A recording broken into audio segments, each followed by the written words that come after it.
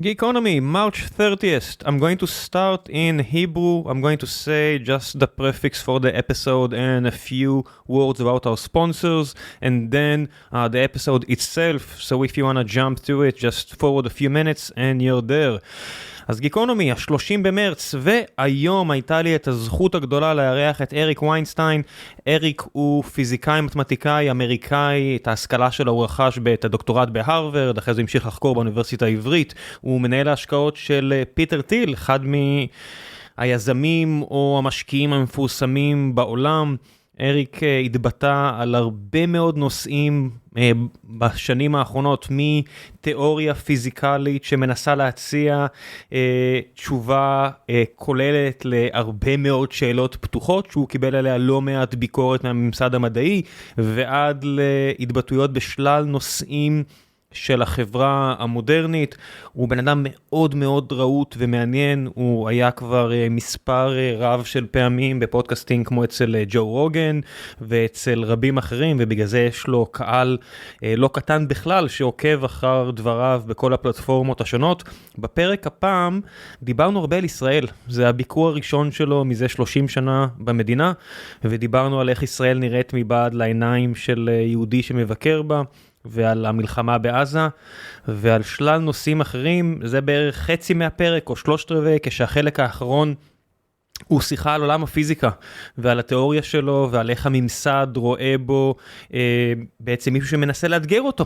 ודיברנו על כל הנושאים האלו, יש ירידה לפרטים שאני מניח שרק 100 אנשים בכל רחבי העולם באמת יכולים להגיד טוב או רע. אז בעיקר נתתי לו את הבמה והזנתי, והיה לי מאוד מאוד מעניין, ומקווה שגם לכם יהיה מעניין, והיה הרבה נושאים שלא הספקתי בכלל להגיע אליהם, ואני מקווה שתהיה לי עוד אפשרות לארח אותו גם בעתיד. ולפני שנגיע לפרק עצמו, אני אספר לכם על נותני החסות שלנו, והפעם זו חברת R&D משכנתאות, בשיתוף פעולה ראשון וייחודי בעולם הפודקאסטים הישראלי. הם רוצים לעזור לכם למצוא את המשכנתה הכי טובה ומתאימה לכם, בסביבת הריבית הגבוהה הזו, ובסיטואציה שבה המחירים כל כך גבוהים פה בישראל. אז אם באמת אתם קונים עכשיו נכס או מחפשים למשכן מחדש נכס קיים, דברו איתם. יצא לי לדבר עם לא מעט יועצי משכנתאות, והחבר'ה האלה באמת הרשימו אותי, וגם לא מעט מכם, כי מאז שהתחלתי את החסות הזו, הרבה מכם המאזינים כבר השתמשו בשירותים שלהם, ואמרו לי כי טוב, שאני לא טועה, וזה רק מעודד אותי להמשיך ולהעמיק את השיתוף פעולה המסחרי הזה איתם. אז כן, כמובן שאני לא אובייקטיבי לגמרי, אבל אני באמת התרשמתי מהם לטובה. ואם אתם רוצים ללמוד את זה בעצמכם, אתם לא צריכים לסכן כלום. שיחת הייעוץ הראשונה היא בחינם למאזיני הפודקאסט. אני אשאיר לכם דף נחיתה שבו תוכלו להשאיר פרטים, ואז הם ייצרו איתכם קשר, והשיחה הראשונה כאמור היא בחינם לגמרי, או שתחפשו בגוגל גיקונומי ו-R&D משכנתאות. ועכשיו, לפרק עם אריק, מקווה שיהיה לכם מעניין כמו שלי היה.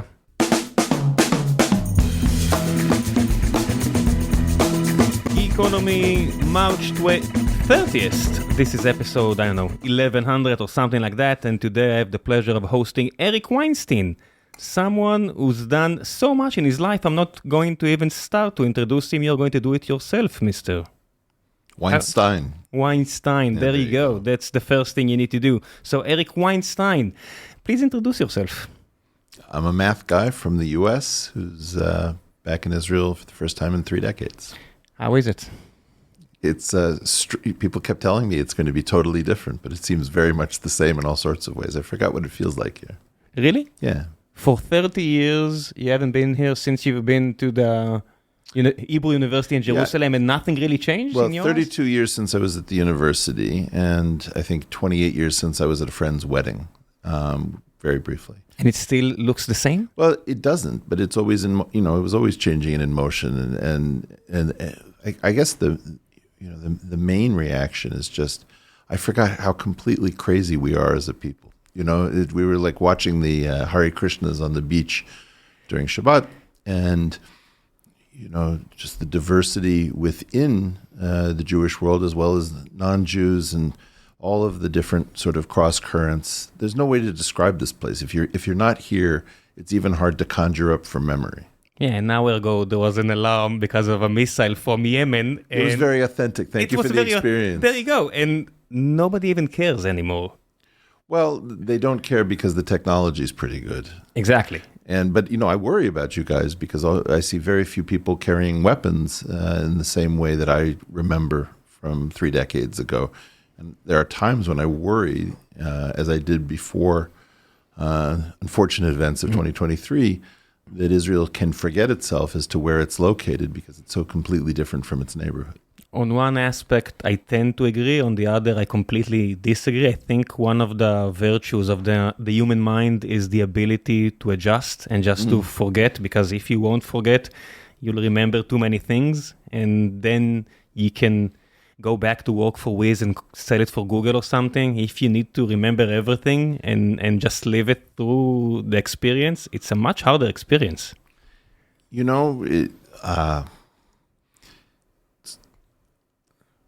It's very hard.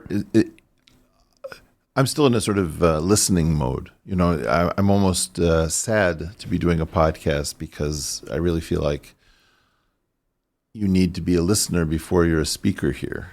And I've just been hearing so many things that communicate facts about what's going on that I'm completely not getting in the U.S., even though I'm exposed to all sorts of people who have a lot of knowledge and contact with the culture. I think it's the same for everywhere and anybody. If I feel the culture of the US by listening to podcasts or visiting a few times a year or just absorbing the culture, I think I understand Americans, but I surely don't. Yes. That's just the fact of it. And that's the reason so many people were surprised by the re-election of Trump or even the first one, because when you absorb the culture, you get it through filters. Well, you don't get it via first party experience. Also, the fact that Trump 2 is so different than Trump 1. Yeah, it's if you don't live there, and you know what? You live in California, right? I do. It's a totally different experience than the other 49 states. Well, and Los Angeles is completely different from San Francisco, although some people claim that it's the farthest southern suburb of San Francisco. And San Francisco is totally different than Fresno, because you just described 2 of the richest cities in the world, and between them, there are so many cities that are totally different. Well, I could make a joke about what is this Fresno of which you speak, Exactly. I was born in the equivalent of Fresno in Israel, and that's the same exact joke. Which one? Beersheba, in the desert. And so many cities around the world are not Los Angeles, are not Tokyo, are not Munich, are not London, and you can feel the stress that it causes. Although, because Los Angeles has exported so much entertainment over the years, there's a weird way in which everybody who's consumed media lives in Los Angeles. Like, everyone knows what the streets feel like, in a certain sense. And therefore, when you live in a culture exporting place, there's a bizarre way in which everyone is a citizen of your town. And still, it's not hatred, but there's a lot of resentment of people not living in the big cities all around the world, and you can feel the reaction in the Brexit, sure, or in the Trump re-election, or the first election, or everything with the AfD in Germany, and you can see it all over the world, and it's almost a duplicate. You can see experiences, even in Turkey right now, there's duplicates in behavior and sociology all over the world. We used to be very different, and we are less different these days. Well, there are these currents that are changing every place, and I'm almost more fascinated by what is happening as sort of the instantiation of a global phenomenon which is experienced by each locality as if that is what's going on. So, for example, you bring up Turkey. Turkey, India, Israel are, let's say, 3 of my 5 favorite countries outside of the U.S. And in many of these places, what you're seeing is the repudiation of 20th century overreach from giant idealistic projects. So, for example, India's rejection of Hinduism and Hindutva as an organizing principle in favor of sort of an enforced secularism. With the exact opposite in Turkey. Well, so, no, I think it's the same in some sense. Modi and Erdogan are playing the role of the undoers of the grand ideological project. Ataturk's 1923 or so transformations, Latinizing Arabic script, taking the language actually from Osmanlıca to modern Turkish, getting rid of polygamy, banning the fez. These things banning religion almost, the Young Turks, what they've done. Sure, but they didn't really ban it effectively in Anatolia. What they did is they took the Western crust on the Aegean and they made it more secular and European, and now you have this confusion. There's an enormous city that most people in Istanbul won't visit, even though it's right next door, called Bursa. And the last time I was there, I visit with the Jewish community in Bursa, actually. And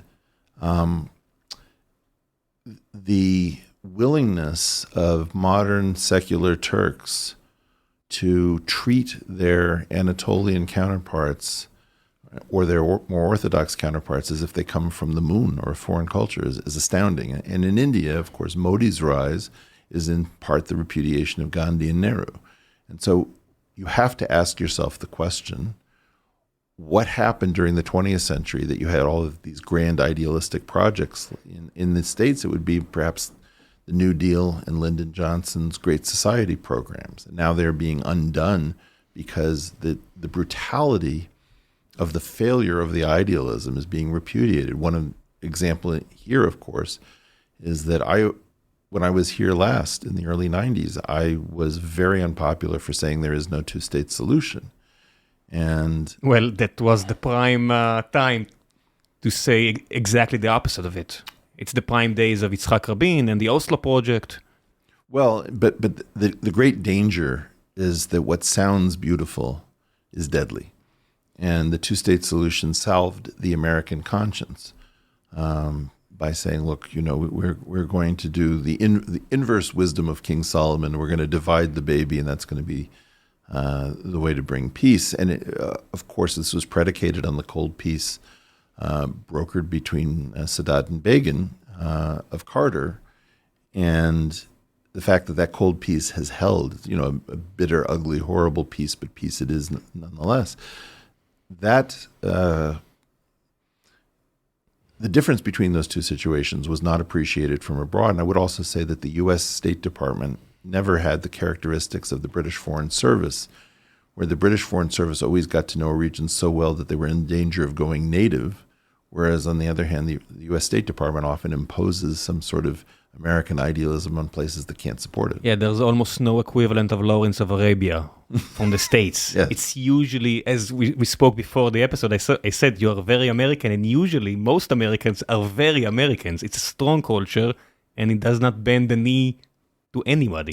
Well, but sometimes it doesn't even know that the knee is supposed to be bent. There's video of Trump, I think, touching members of the royal family of Saudi Arabia, and it wasn't a question of a knowing and knowledgeable transgression. It was probably the fact that he wasn't aware. And if he was aware, he might have made the same decision. But there's always the question, are you drinking your finger bowl, imagining that it's delicious lemon soup as a choice, or is it that you just don't even know that you're being handed a finger bowl?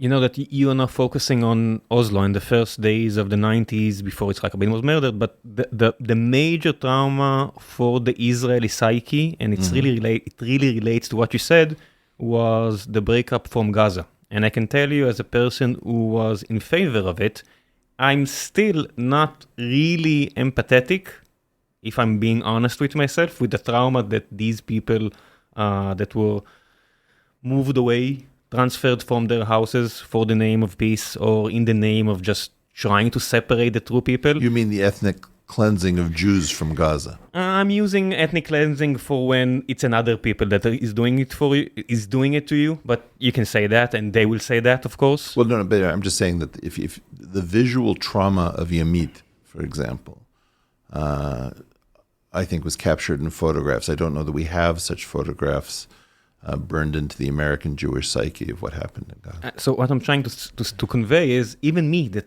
I was born here, I'm living here ever since I was born here, born and raised, as they say, and still only in the last 2 years when that trauma just manifested itself in everything that is happening in Israel. I'm only now starting to understand how much anger bottled up there. Can you say more? Ask questions, I'll answer. Usually people here really are upset when I'm speaking too much, but I don't mind. No. I'm curious just how your personal relationship, I mean, you obviously can appreciate what Sharon was thinking, that you have a demographic problem. You have a very unusual situation that you had, a third of the Palestinian Arab population on a 17th of the land. Of course. There's very little that connects Gaza to the Jewish people, except for some stuff with Samson. No, there was, do you know Shabtai Tzvi? Shabtai Tzvi was a false prophet. Yeah. He was a very famous person in the Jewish history books. And Shabtai Tzvi met with someone called Natan the Gazan. Mm-hmm. Natan lived in Gaza. There were Jewish people living in Gaza. I'm not saying. I'm saying that it's not the same connection as Judea and Samaria. It's much less. And if I recall correctly, and again, this is not the place to screw stuff like this up, but I remember, I think it was Moshe Dayan saying that his great nightmare as an archaeologist would be finding very serious remains of synagogues in Gaza or something like that. You are, of course, correct there. And the history of Gaza goes back to the Phoenicians and the Carthaginians who left Gaza, if I'm not mistaken, but not a lot of Jewish tradition there. There is some Jewish historical enthusiasts. Please don't yell at me in the comments. I know some of it, but it's not that important as Judea and Samaria and Jerusalem. It's much more minor. Yes, indeed. And yes, I was so... I agreed so much with Sharon and afterwards with Olmer that I wasn't in Israel in 2006. I left the army and I needed some time for myself. Yeah. And I traveled Asia for 8 months and I drove via train and car and motorcycle for 500 miles just to go to the embassy and vote, only to support that endeavor by the Sharon regime and his followers. And you know what the ambassador told me? You need to stop watching American culture shows and movies because in Israel, as an Israeli abroad, you can't vote in the embassy. It's nice that you drove for 12 hours only because you think you can vote in the embassy, but you can't. That's something that Americans do in America. You can't. I said, really? I really wanted to, but I didn't, because apparently you can vote only in Israel. You see? Good to have you aboard. So here's a fact for you. As a Jewish person living abroad, you can't. But I really wanted to, and that just to convey the message that I really was supporting it. I served in a special forces unit where we lost people in Gaza, and I didn't really see the reason for it. Maybe retroactively I do, but I didn't see it back then. A friend of mine was killed there, and I didn't see the reason for it. His mom got the news. She lived in Kiryat Gat, 10 kilometers from where he was killed, and he wasn't even protecting that place as I felt it. I felt that the fact that we have so many Arabs there that feel that they were wrong because they were already displaced in 48, sure. And now they're, again, settlements down their throat is not a good thing for us to have, not morally, not by any means, and I really supported that move. Well, there is also the question about whether or not there was a plan of Sharon that did not get a chance to complete. And, if I think about my favorite church, because of its interior, La Sagrada Familia in Barcelona, Gaudi did not leave enough instructions to figure out how to complete his masterwork. If he had place, he would have written the entire instruction on the back note of the page, of course. I'm hoping that the AI will figure out what it was that he was trying to do. But, I don't know what Sharon was thinking, because all I see is this portion of the plan. So you asked me who are the most popular guests in the podcast, and the one that is most popular is Dan Shiftan, and Dan Shiftan was one of the fathers of that plan. Yeah. So I had the pleasure of speaking with him twice, and he relayed everything. That was the plan. He said, Gaza, He said 18 or 19% of Judea and Samaria. He's not the biggest fan of the Arab population here, and that's putting it mildly, but he's a big supporter of a breakup. If two peoples can just live together, try to break it up as cleanly as we can.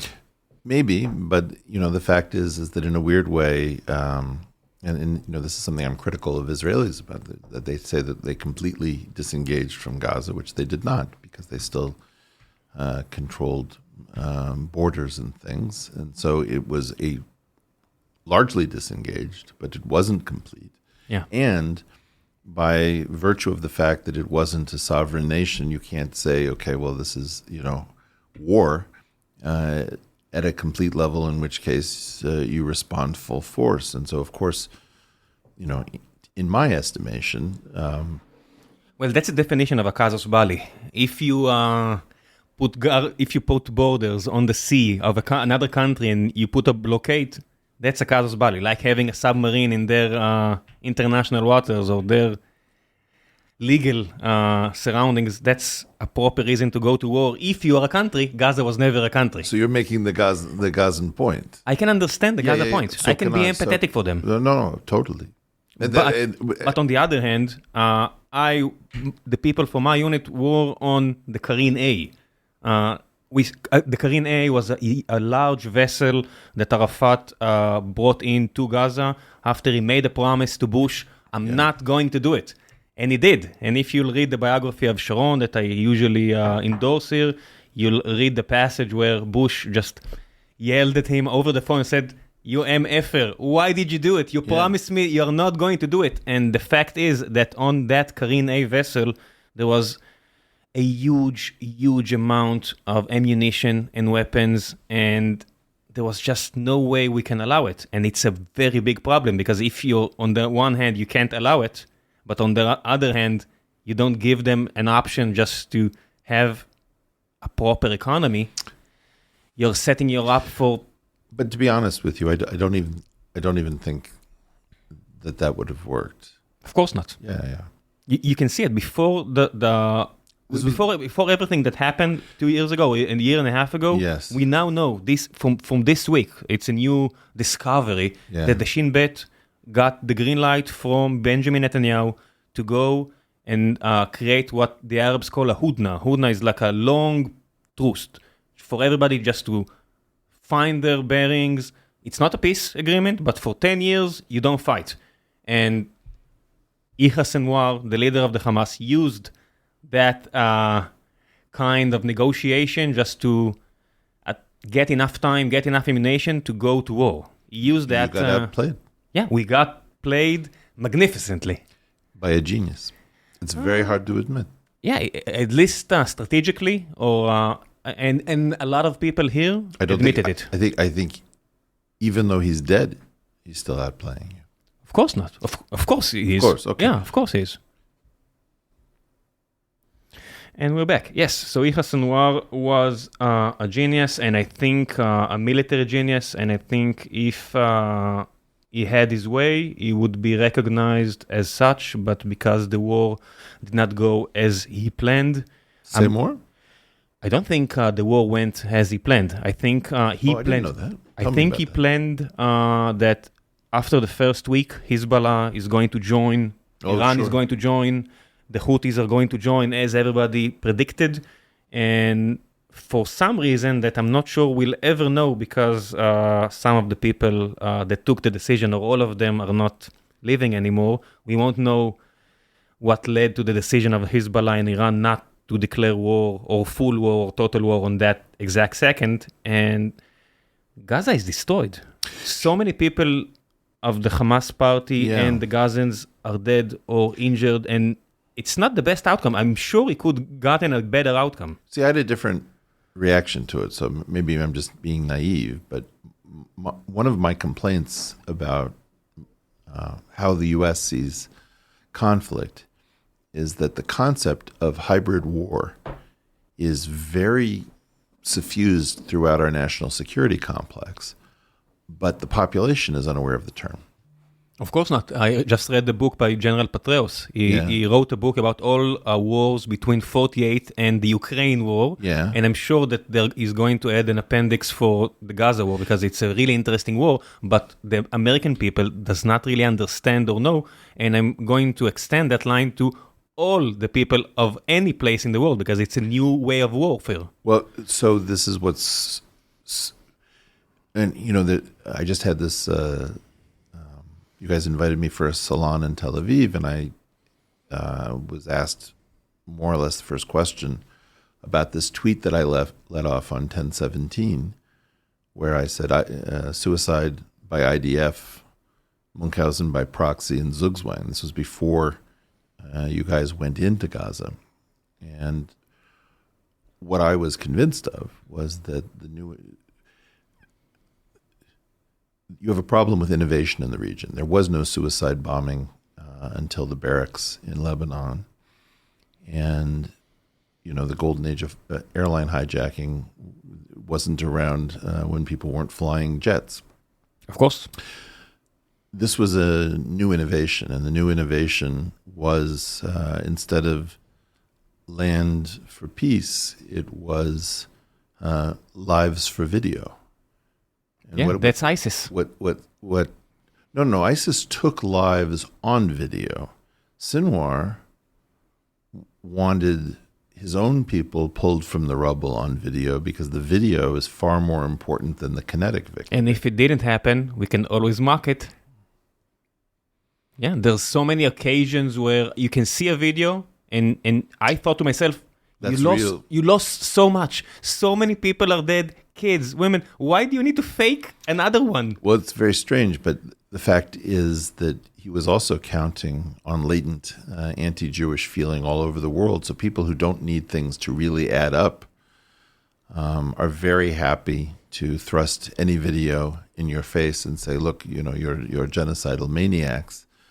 You can't win the argument because they're not interested in having the argument. Yeah, when John Oliver is using Al Jazeera for 90% of the video footage from the surrounding of Israel and Gaza, it's not random. Somebody is choosing the narrative here, and Qatar is manipulating the entire world here. Well, it's so strange when the UK is so staunchly pro-Jewish. It was a joke. You didn't laugh. Enough, because it's complicated. So many people are pro-Jewish. The Prime Minister in UK and in Germany and in so many places. Well, people who have confused. Exposure. But the prevalence of latent anti-Jewish feeling all over the planet, predominantly from people who live in places where they have very little contact with Jews. Some of them.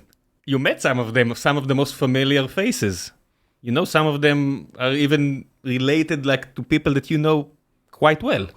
Like Tucker Carlson. Yeah. Yeah, he turned up the anti-Jewish comments meter really high, really fast. Well, but, to be entirely honest, I don't think people have an idea of the rainbow of anti-Jewish sentiment. It's not one thing. It's one of the reasons why if you don't talk to people who have deep suspicions about either Jews or Israel or both, and you don't listen to them, you don't understand how many different things are going on. And like every good conspiracy, there's always a little... Yes, there's enough, because Miriam Edelson is really good friends with Trump. That's not a lie. Yeah. That's honest to God truth. And she is... she's not manipulating, but she is influencing Trump. Sorry, but... There is a strong lobby for Israel and Jewish... Well, this is the very strange thing. Every nation on earth is strategic. But then somebody will put in your head, the Jews are very crafty. And so then Jews will follow all over themselves to say, oh, no, we're completely transparent, which is a lie. Of course not. It's the duality of Jews for the last 200 years or 2,000 years where you are a rat and a genius at the same time. Germans would say these people are rats, like Nazis, not Germans these days. They can't do anything. They just destroy societies. On the other hand, these are masterful geniuses who control everything and anything. Well, the funny thing is that if you look at really hardcore anti-Semitism like Stormfront, I can tell that most of my friends don't ever visit these sites because they don't realize that you'll see an argument, for example, that Europeans are far higher in terms of genetics and IQ than everyone else that they dislike. And then they'll say, except the Jews who have a different problem, which is that they're morally bankrupt, even if they have superior intellect. And so if you don't weirdly see that they're seeding an argument that you would yourself might not make, only to take away with one hand what they've just given as a compliment with the other. It's a very big place, and I think that Jews need to take a much larger interest in anti-Jewish feeling and to take it much more seriously. I read a few years ago about a book called The Day of the Rope. Do you know it? No. So the neo-Nazis in the States started pushing it. The Day of the Rope is the day, their tag, as they say in German, where Jews are going to be hanged from bridges in the States when they find the right time to do it. And that book just became really, really popular on so many sites, and people really worked hard to look the other way. And I feel it's the same these days. I'll wait for the movie. Let's not wait for the reincarnation in real life, because you live there. Oh my gosh, you have no idea what's coming. Or maybe you do. Maybe you do. You seem very well informed. I don't know. You don't either, but you suspect it, same as me. Well, no, there are so many possible futures. I can see a little bit into the future. I can't see very far. Do you feel now frightful when you walk in LA? Sure. How come? You know, it has to do... No, I think that's the wrong question. I mean, whenever I go to synagogue, I always check the exit first. I want to know where... I want to know two ways I can escape if something goes wrong. Jews forget where they are, and they forget all of this stuff because they want to lead simpler lives. And assimilate. Many of them. Sometimes you get to. But of course, you know, that was the great problem with people who didn't leave Europe early enough, is that they'd been very successful in terms of the assimilation. So I believe that I want to assimilate, and I also want to remember. And that's a very tough trick. You know, I was at a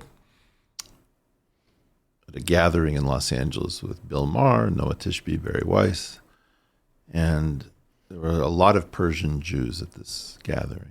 And one of them started complaining loudly that his business was going to lose money. And I wasn't planning on saying anything. I got up and I said, your businesses are going to lose money. That's not the extent of your concerns. The biggest problem is that many of you have forgotten what it means to be Jewish. And that's the great danger. And I said, don't raise your hands. But how many of you have a gold bar buried in the backyard in a bag packed in case you have to leave quickly? Very few of you. Maybe you should ask these days about a USB stick with some Bitcoin or Ethereum. But that's just the truth of it. So many people in Israel right now have that exact thought in their heads. Not only because of enemies, but also because of the situation here. But so many people here are talking about going back to their roots and just starting to migrate everywhere and anywhere. You can try, but it doesn't work. You have to confront the fact that the problem is long-standing and forever. And same goes for Europe, because you're talking about the big nap everywhere, and I think so many people... Oh, you listen, that's not so good. Okay, all right. I do listen. I know a lot of stuff that you said over the years, and if you talk, and we have so many employees here from 30 countries, and they don't know about war. People in Denmark and Germany and Switzerland and Belgium, and they have a very big foe on their doorsteps right now. Here's my attempt to get myself kicked out of the country. In a certain sense, neither do you. Of course not. No. But I'm saying that serious military action, as we've seen in Iraq, in Afghanistan, in Gaza, in Lebanon, is not the same as full-on war. You know, a full-on war these days is a push of a button. We don't know what it is. None of us do, because none of us have seen it. Yeah, the kind of war that I'm talking about, only a few people saw it in 2 cities in Japan, and that's it. Well, that's one point, and then the other is that many of the people who saw it in Stalingrad did not come home to tell us about it. So, my grandfather was a soldier in Stalingrad. You're kidding? No.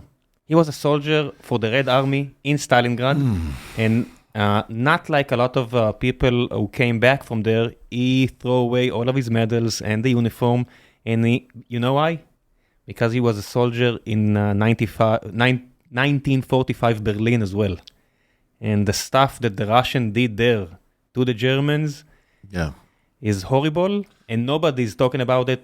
Maybe Anthony Biver and a few historians, but...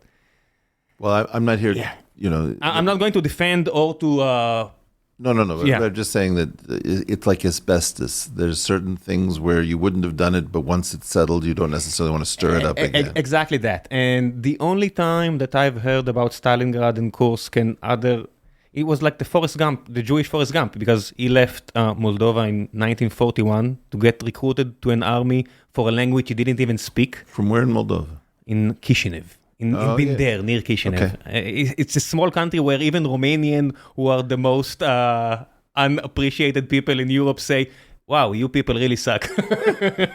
So, that's just the way it is. And he went to war for 5 years. Yeah. And he didn't really speak about it. And that's just the thing. That because you actually see the same thing in financial markets, where you'll have a bunch of people who are trading, and then you'll have a crash. And the crash actually wipes out the jobs. And so everybody who would have memory of the crash is unemployed. Then it repopulates, and you have a bunch of people who've never seen a disaster. And this is a problem with war, is that you have a lot of men who are in a masculinity crisis, who are very excited about talking about conflict, having no idea what full-on conflict actually and pushing is. For it. Yeah. And I can see, before the election, I did a comparison between one of your friends, or at least war colleagues, J.D. Vance, and Teddy Roosevelt. And I said, Teddy was a jingoist as well. He spoke about war. He never been to war. And he had the pleasure of running under a president. He was the vice president, but his president got shot. And I said, listen, just see the resemblance between the two. There's a lot. And Teddy Roosevelt is very positively acclaimed, and J.D. Vance got a lot of slack and shit from everywhere on the left side, so people really got upset for me for even comparing the two. But I said, the chances of Trump not surviving the next 4 years due to an assassination, like they tried, or just age, or anything. I'm very worried about this. And you need to be. And J.D. Vance, only yesterday or 2 days ago, is speaking in Greenland for some reason about the possibility of a third world war, which is imminent, with China, with Russia, maybe with Iran. And I think the vast majority of people don't really understand, and they have an example. They can see in Ukraine what a total war, or even some portion of a total war. That's not total war. But it's really close. On the front line, it's really close. Well, look, I'm not saying... Even the numbers are very close. No. Total war in the sense of... Total destruction? Well, there's also the question about the psychological nature of different weapons. That the people are very particular about whether, disfiguring, like the German innovation of the bouncing Betty, for example, had a huge psychological impact. Certain techniques by the Viet Cong were particularly terrifying. The increased use of drones has, changed everything. The fact that the wars that you see on video on Telegram, and the fact that you're hearing these things described bloodlessly on mainstream media. I'm old enough to remember some of my first memories being the U.S. broadcast of images from Vietnam. And it was crazy what we saw. There's no analog of it when we have a conflict now, because the U.S. learned a lesson, which is that you cannot actually report live from the war front without freaking people out. You'll scar their minds. And you got the reports as an American only for the winning side. America lost the war, but won every battle. On the other side, they lost millions. Millions of people. Ho Chi Minh said, I'm going to win because I'll sacrifice 10 of my men for every one of yours. Yeah, and we live through this scenario right now in Israel where we lost hundreds, more than 1,000 people, and I know some of them, all of the people here knows it's a huge tragedy. On the other side of the fence, the Gazan population lost 50,000, and I'm trying to be empathetic. On the other side, I can't be totally empathetic because it's intuitive to be totally empathetic for the fact. It's not functional. It's not functional, but there is also, and this. Most people in the U.S. refuse to listen when Palestinian Arabs make boasts about we love death more than you love life. People don't want to take them at their word. And of course, I saved a few pictures. I saved a few clips only to remind myself there was a mother and she's yelling at the camera, I lost 4 children. I don't mind losing 3 more. And I'm looking at this picture. I'm saying, this is so fucked up. Yes. I can't even wrap my mind. But in part, you're correct. And like this is a level of nuance that I don't think, at the first level, you don't even believe that this is possible. AI. At the next level, you say, I believe it's possible, but I can't accept it. I think there's a level beyond that in which the person goes back and forth between seeing their children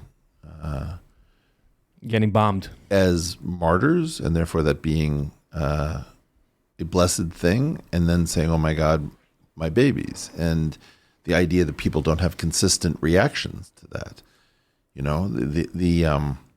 The pride that we take when we have a member of our family who dies in conflict heroically is an echo of that. But this is just at such a much more extreme level. The point that I was going to make, though, is we can cheaply say that there is a death cult in Gaza and areas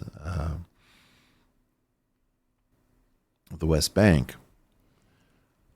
But the hard thing to realize is that this is the world's most vibrant life cult surrounded by a death cult. And that juxtaposition is absolutely terrifying. And that's culture. That's not genetics. And the fact that you have an experiment here, you have in 1948, a lot of Arabs ran away, were transferred, whatever you want to say. But the fact is, a lot of them stayed. Yes. And these days, you have so many Arabs in Israel who are totally different, and it's the same people. Of course, it's the same genetics. Yes. And it's such a big difference. And you can see, like, number 4 right now in Apple is Johnny Saruji. Yeah. An Arab born in Nazareth. And next to him, you can find Yossi Matias, Professor Yossi Matias, who leads the research in Google. And they were both born, I think, one in Haifa, one in Nazareth.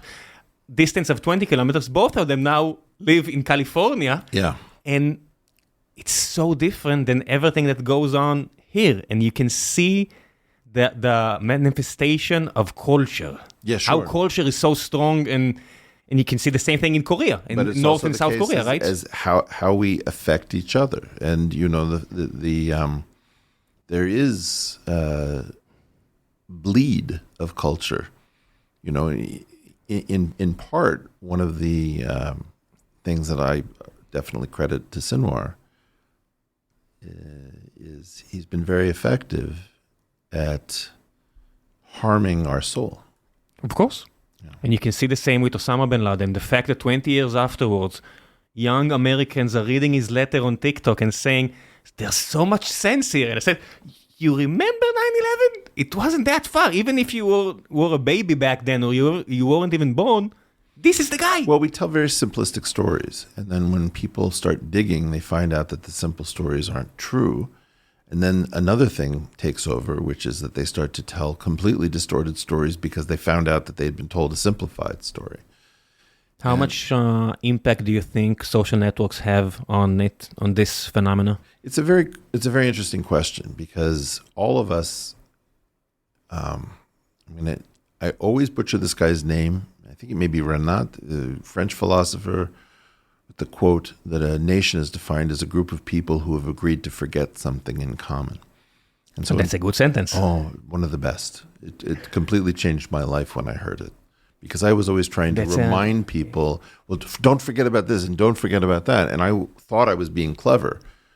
And the instant I heard that, I realized, oh my gosh, the process of selectively forgetting is essential to national identity and nation formation. That's what I told you about when you asked me about guns. Yeah. I live, if you circle a radius of 1 kilometer around my house, you'll have, you would find the remains of 30, 40 deadly suicide bombers, places where so many kids were butchered. Yeah. And every time and I do it every day, time I'm walking near one of these small memorials with my kids, I don't think about it. And it wasn't that long ago. I was a grown-ass man back then. I wasn't even a kid. I just had an experience that I found, like within the last 3 hours, where I met with the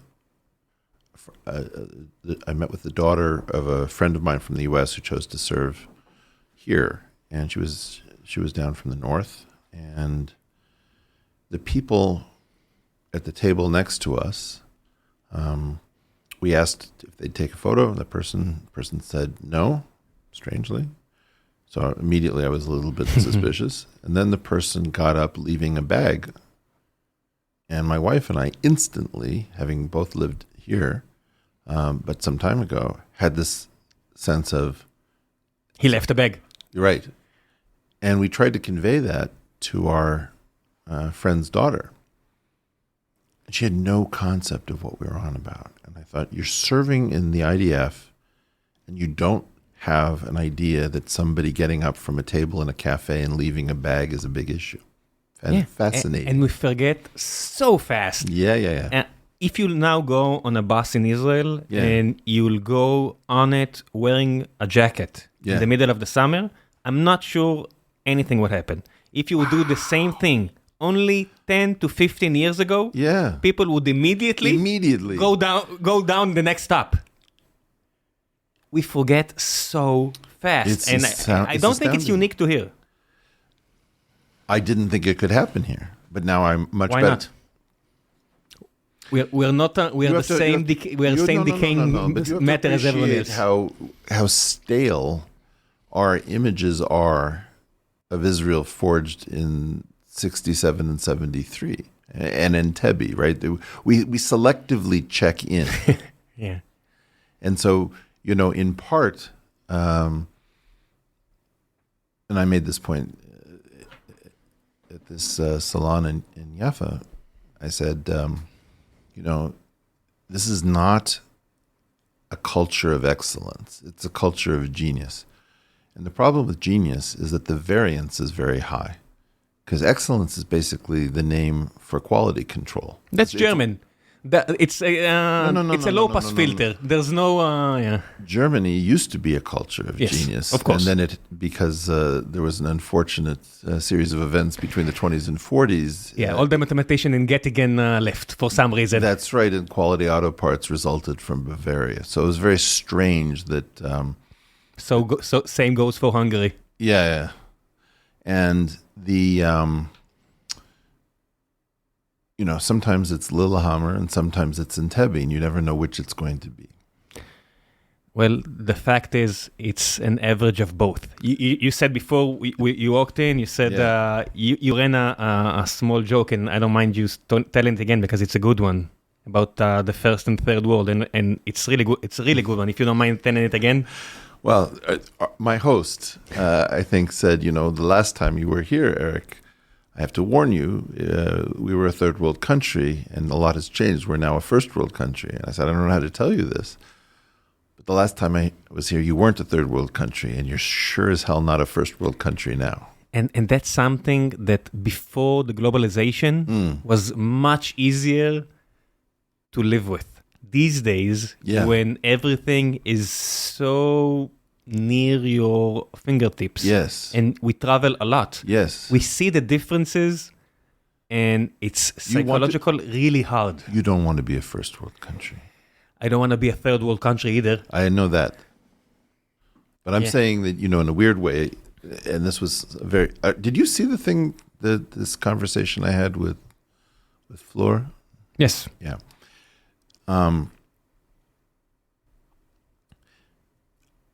I have this very unpopular belief that right now the first world needs its magic back. And that magic has to do with what animated Italy to create the Italian Renaissance and high birth rates and hope and energy and all of these sorts of things. And Israel has more of it. I think it has less of it than it had once, but it has more of it. It has suffered less enervation than other places. Yeah, there are good parts to what you say. Yeah. But when enough people tasted softness and they became soft themselves Yes. in so many ways, I can talk about only myself, Yeah. but I see other people as well, it's really hard going back unless you have to. And when you have okay, just look around you in this office.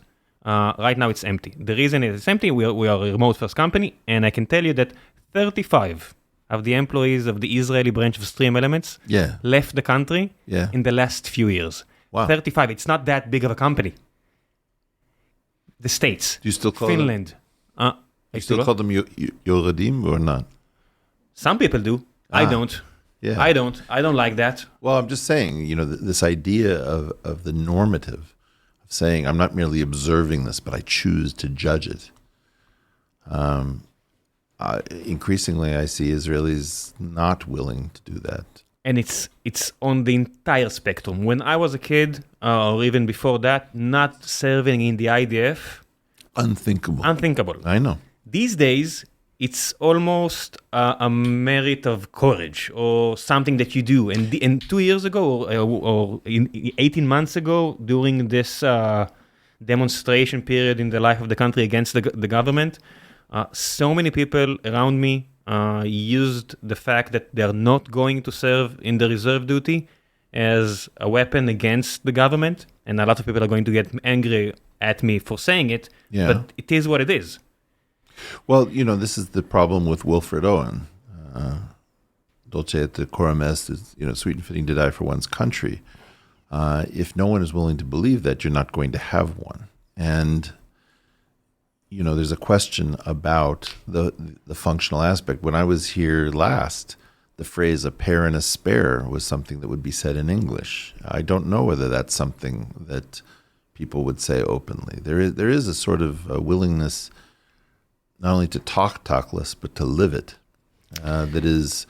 It's like a mirroring 100 years ago, the Weimar Republic between the two world wars. Yeah. There was so many good things about that period from the art standpoint, the Dada movement, a lot of other stuff. Sure. It prepared the ground for the most horrific time in maybe human nature, in the history. And you can see it all over the world. You call it the big nap. I don't mind riffing on that, but you can see it all over the world with people, employees of us in Germany. They're not having kids. And I'm asking why. I said, we don't see a reason to. No make a descenso, as we say in Spanish. No más. But that's big. And it's not only them. It's in Korea. It's in Japan. Well, because... You know, this is this point that I'm obsessed by, which is is it possible to restore an indefinite human future? So many of these people have actually directly done the computation. And there is no indefinite human future, so why do I care about something as bizarre as my lineage? And that's Dada. That's the nihilism. That's stuff that we had 100 years ago after the big trauma of the big war, before it was known as the First World War. Yeah, the Great War. And that's the trauma speaking out of the throats of so many people. And these days, when you're so flaky and you're so weak and soft, everything is a big trauma. And I'm talking even about myself. Something like a move from the center of the city to the north of the city. I'm talking about a move of 2 kilometers. For myself, for my family. That's such a big thing. And I'm scared and I'm thinking about it. And we became soft as fuck. And if any other nations are listening to this, he's kidding, people. No, but they are soft as well. That's the truth. Yes and no. I mean, the issue is the technological aspect of warfare, for example. The reason that you can be relatively blasé about this is only my second time in a shelter since I've been here. Your defenses seem to be working and they're technological. That wasn't a human who went up to defeat something that was sent from our... No, I think this time it was. I think this time it was a jet fighter, but I'm not sure. Okay. Yeah, I think so, but I don't know. Yeah, but when you have a missile coming from Yemen, you have enough time. Yeah, but it's still a jet. It's abstracted from you. It's abstracted. Yes, and like so many things. Sure, and that's why the suicide bombings were psychologically different. You may have two things that end the life, but these things feel different. The Scud missiles of old felt different, I think. And the great danger to me is that the Iron Dome is not tested against Iran in a full barrage of hypersonic missiles. I'm not sure it's even possible, but it's going to get tested real soon, most likely. You say that... Sorry. Lackadaisical? Are you... one of the things about this country is how completely insane it is. Yes. So you're living in Tel Aviv. Yes. You're clearly one of the smartest podcasters I've ever dealt with. Mm-hmm. And you've got a giant grin on your face. I have no idea whether you actually have internalized what you just said. I did, because you know why? Because 6 months ago or 8 months ago, we had that scenario. When we walked into the shelter, we knew this time it's Iran. This time it's different. This time is different. And we knew, and I was honest with the kids. I told them, this time is different. We are not going down for a few minutes and then going up to play PS5 again. Yeah. This time we are going to be hours in, and I prepared the bag for maybe days in. And we weren't alone. It was a bigger shelter. Sorry, but it's still... It's still crazy. Yeah, you don't seem embodied.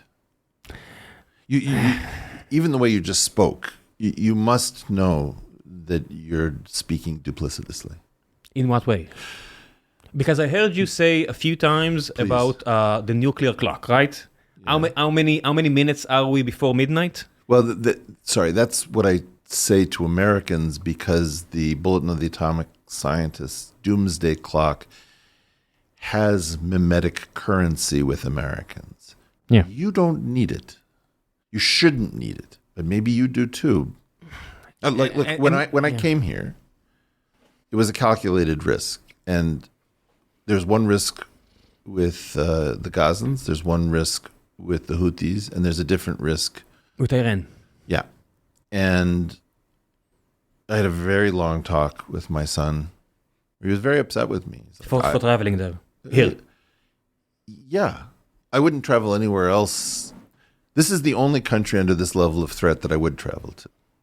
And it's not because I think you're going to protect me. It's that if things go wrong, then they go wrong here, and so be it. You know what the most insane thing is? Please. A few months ago, until a few months ago, the biggest threat wasn't even that. It was Hezbollah. And you didn't even mention it right now as the biggest threat. And if you'll open a newspaper in Israel a year ago, and I hosted here like Sorry. I don't even, like a 4-star general for the commander of the Israeli army, the previous one, and other people that are leading the strategy. And every one of them was convinced that a war with Lebanon could result in a mass destruction, not something that is supposed to be a slap on the wrist. I'm talking about they looked at me in the eye and said, you live in center Tel Aviv? You're a potential casualty. Yes. And in vast numbers. And the fact that it didn't happen, I think, can cause a bit of a lackadaisical approach by people. Well, this is the 67 to 73 transition where, unfortunately, too much... The hubris? Yeah, for sure. And the brutal magic of the... I still don't know how you pulled off what you pulled off in the North. It's beyond... You see, as a mathematician, when you multiply probabilities, every time they get, you have something less than one, and... Yeah, I'm an electrical engineer. I know that. As you compound them, there's no way... You go near zero, you don't near one. It's a nest. The limit is going to zero. It's not, it still doesn't make sense to me. Anyway. So let me just propose just a theory and then we can move on. Unlike what we've done with Gaza, where we underestimated them. Yes. Up in the north with Hezbollah. We overestimated them. I think it's cheap. Do you really mean that? Yeah, myself, I do. And it's a good thing. I rather overestimate my foes on any day, like the foe. When Intel used to think, Andy Grove and other people used to think they're out to get me, they excelled. Yes. When they stopped thinking like that. Yeah. Only the paranoid survive. I get it. Yeah. That's not what I don't think you necessarily overestimated them. Well, we also did good. With everything on the I was very impressed with Nasrallah, to be entirely honest. Everybody was. Yeah. And there is this moment like with the Merkava tanks where the supposedly impregnable object was shown to be vulnerable. No, I have so many friends that are not with us or not with us in mind or in body because it's so far away. I'm just saying. Yeah. There is a thing that one must do to respect one's enemies. It's very important to respect your enemies. And the level of technological know-how, the number of ways that could have gone wrong, I happen to have the highest respect for the Persians. Rightfully so. Yeah. A genius-based culture again. Yeah, and under so much sanctions, under such strain, to still pull it... They have so many issues. They have so many internal problems with their water systems and with the fact that they have so many people addicted to drugs and the population and the culture. Lack of support of the mullah. Yeah. There are so many issues and still. Yeah. And to add to that, just think about if you're a nuclear scientist in Tehran or Qom or any other of these places, every time that you step into your car... You don't know whether turning on the engine... Yeah, exactly. And you still... do your job so well that Russia is buying now your drones, but in the droves. Yes, and every time you guys give away a zero-day exploit, that's one less thing that you can do tomorrow. Exactly, and that's the tension. The chairman of Rafael, the biggest arm dealer in Israel, was here. Yeah. And he said, he addressed that question because the fact that the Merkava tanks are now being penetrated are because Tehran reverse engineered the spike missiles. Good for them. Kol hakavod. It's a magnificent missile. So many people are dead from our side because of it. And I asked him about it. And he said, here's the thing. When we sell it to other places, Azerbaijan, who is a neighbor of Iran, and other places... we get money. With that money, we build a better version. On another front, and he said it on another type of missiles, we didn't sell it. We still have it. We didn't get as good as we are on some fronts where we do sell it. So, of course, he has the incentive. It's a very lucrative company, and he has his incentives, but it's a good claim. If you really appreciate your enemies, you must assume, and it's the same it's the same thing with chips on the US right now. Yeah, but the chips embargo. The other thing that I'm terrified about with Iran is that the population does not behave as the mullahs do. Of course not. But they could. In other words, cohesiveness, achieving cohesiveness. I don't know whether you saw an episode I did between Trump's election and his inauguration with trigonometry. Yeah, I saw it. And I was very disturbed. One of the things that I try to give myself credit for is the fact that I don't know a lot. I don't know. I'm not part of the national security complex. I don't know whether we have to go to war with Iran. And by we, I mean the U.S., but it could easily be here. If the mullahs were toppled and if a preference cascade could be engineered, it would be far preferable to have to help the Persians rid themselves of their tyrants. Well, we can remember the fact that this entire situation happened in the first place because the Americans toppled a regime or helped Operation establish a regime. Ajax. Yeah. And Kermit Roosevelt. Yeah. Yeah. And when you interfere... Sorry, are all Israeli podcasts like this? I've never had one like What do you this. mean? Mostly people don't know anything about these things. I mean, I'm not the world's most knowledgeable person on any of these topics, but it's just unusual to be able to have a conversation in which these things are assumed. For example, this issue about... I was shocked to find out that Israelis don't know that the United Arab Republic ever existed. In the U.S., nobody knows it existed. Nobody knows about the collapse of Pan-Arabism and the birth of the Palestinian people as a concept tied to a particular month in 1964 and the first Arab summit. So you can't have a conversation. So the only thing you can do is talk about it and try to educate people. If you'll do a lecture, if you'll shove the knowledge down the throats of people, usually you'll create antagonistic approaches. I'm not in a position to do it because I'm just not that knowledgeable. So I'm trying to convey just my I should interview you. My MO.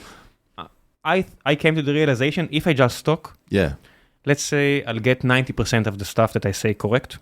10% I'll get it wrong. People are going to say so in the comments or send an email. Just be nice about it when I get things wrong, people. But thank you. No, they won't. know that they won't. No, they won't. It's fine.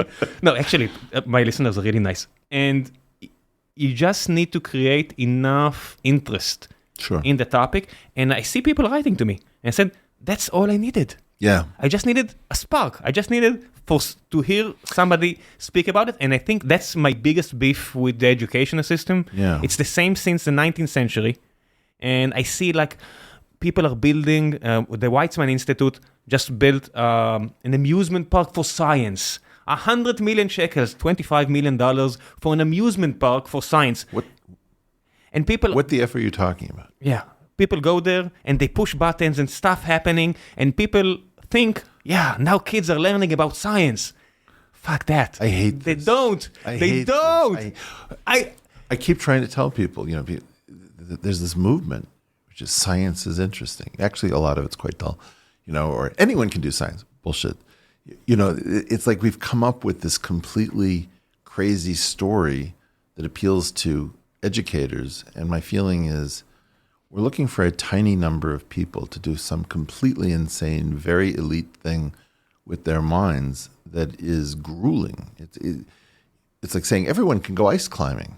Like, not really. You can, but the result would be dire. And it's the same thing if you go and learn physics. Very soon, you discover it's hard. The math you don't part, say. Yeah, the math part is really, really hard. There's a huge gap between listening to you speak about your theory or listening to Stephen Wolfram talk about his theory. How do you perceive that? In what way? I don't know what the delta is to you. In what way? No, you're the one who said there's a huge difference. Yeah, there is a huge difference between listening to it and actually being able to have a conversation about it or trying to innovate or even to... I can count on one hand the number of competent conversations I've had about my theory in 40 years, and I don't need all my fingers. Yeah, I can understand that. Yeah. You and your brother, and I'm not even sure, I don't have the tools, of course, to judge your theory, but... I'm worried that you might. No, I won't, because I know what I don't know. That's the most important You're an electrical engineer, so you probably don't have the geometry. I don't have a lot of things. When you do only your bachelor degree, not even a master degree in engineering, the courses that you take on physics and math are rudimentary. Do you know the best conversation I've had about my theory is with somebody I don't think he has more than a bachelor's degree. And that's fine. That's just fascinating. But I'm sure is an autodidact person. Exactly. Yeah, but I read a lot of books about geopolitics, about engineering, about product work, about technology, because I'm an entrepreneur with my other hats. You don't say. Yes, but physics, I really like hearing you talk, and I really like hearing Sabine talk. And it will offend you, but I really like people busting your chops. There's a video, there's a YouTuber called Professor Dave or something like that. He's a bit obnoxious. The one who was banned from X. Most likely. After October 7th, he was so crazily in favor of murder. Yes, that person. He called everyone the C word. Yes, and he's... who's not a professor. Yeah, whatever. And he Sorry. No, you're right. No, but to bring up such a specimen of humanity in a conversation like this. But that's what I'm saying, that I can hear him, and I immediately understood that he thinks I'm a genocide approver or a genocide provoker, and still he's just a fraud. You think? Why is that? Please elaborate. I need it from you. Well, no. The problem is that when you bring up these particular individuals, you have just chosen to put... Science takes place in a culture of trust. And you ask why physics is stalled 50 years at the level of the Lagrangian of the universe. Theoretical physics, yeah. It can be a brutal culture, but it was always a culture that had ethics and trust. And to allow people into that conversation who do not subscribe to the, who stalk, who sully. I mean, I know many terrible things about many of my colleagues that I never said. Let's reduct that person. Let's say someone like Ed Witten, supposedly one of the most brilliant people alive Not these days. Supposedly, there's no question about it. Yeah, because it's a narrow field of physics, and maybe one can argue they value more, philosophers. But in physics, he's a goddamn brilliant person, right? The top person. Okay, so Ed is it's a champion for string theory. Yep. And there is a big chance that 40 years from now, people are going to talk about string theory like I know about ether. Sorry, it's not. You're not getting it, and I don't. No, it's fine. I don't expect you to get it. Sometimes people say Jackie Chan is an actor who does all his own stunts, but he's actually a stuntman who does all of his own acting. Ed Witten is a brilliant mathematician who does all of his own physics, not a physicist who happens to win a Fields Medal. Explain to me the difference. Sure. You can figure out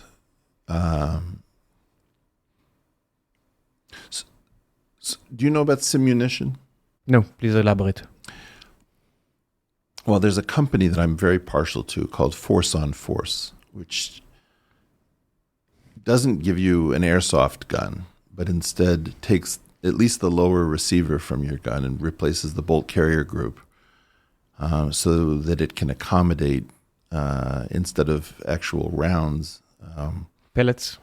Yes, with compressed gas, but you're actually using your own gun. And the thing is that whether it replaces the barrel or the bolt carrier group, it's got a very clear blue, like a brightly colored appearance, so you know that it's not a regular weapon.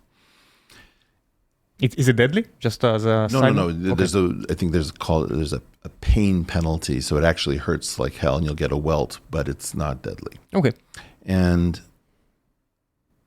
the key idea is that you're going to train in the most realistic scenario rather than something that's too far away. Mm-hmm. Physics got nerfed. And I use nerf as an acronym for not even remotely physics. So you can say, are you in dimension 4 or a different dimension? If not 4, then that's one safety on the gun. Are you in Euclidean signature or are you in Lorentzian signature where you actually have a dimension of time? You take that away, it's another safety on the gun. You can say, does SU3, which mediates the strong force, occur? In general, no. Are there 3 generations of particles or only 1? If you look at the number of safeties that have been put on physics, you see that you can't possibly make progress in the theory that actually goes boom. That actually makes the world change. Yes. Ed Witten is the champion of NERF physics, not even remotely Pure, brilliant mathematics. Of such poetry that it would break your heart. And correct me if I'm wrong, but that's string theory, right? A beautiful set of mathematics you can't really prove in the real world. Well, you have like... most of what Ed Witten did is in what I would call toy physics or low-dimensional physics. And it's physics with lots of safeties on the gun that is differential geometric in nature. So there's an important concept in academics, which I call earns as an X, spends as a Y. So, for example, Milton Friedman earned as an economist, but he spent as a political theorist. Ed Witten earned as a differential geometer, spent as a string theorist. Why is that? I don't know. It's a very mysterious 10% of people practice physics are in string theory right now, right? Something like that? It's not a question of physics is a very large place. When we say physics here, we're talking about fundamental physics. The gold standard of the first string, the A team of physics, is whether or not you touched the Lagrangian, the action, the fundamental rules that determine everything.